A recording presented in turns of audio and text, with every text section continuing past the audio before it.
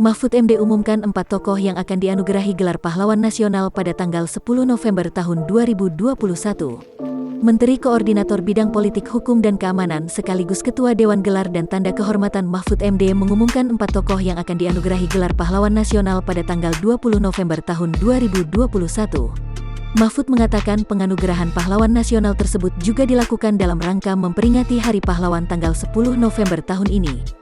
Mereka dinilai merupakan pejuang yang menginspirasi untuk membangun Indonesia yang merdeka dan berdaulat dan atau ikut berjuang untuk memajukan Indonesia sehingga kemerdekaan menjadi lebih bermakna bagi bangsa dan negara.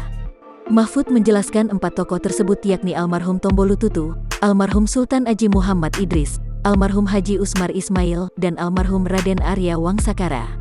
Mahfud mengatakan 4 tokoh tersebut dipilih karena sejumlah pertimbangan diantaranya ketokohan dan juga pemerataan kedaerahan.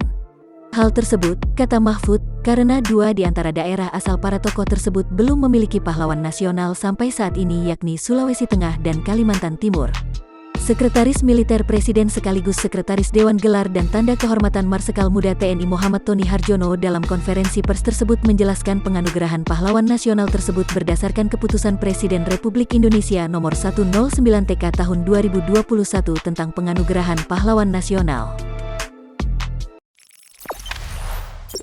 Jangan lupa subscribe, share, komen, dan like ya!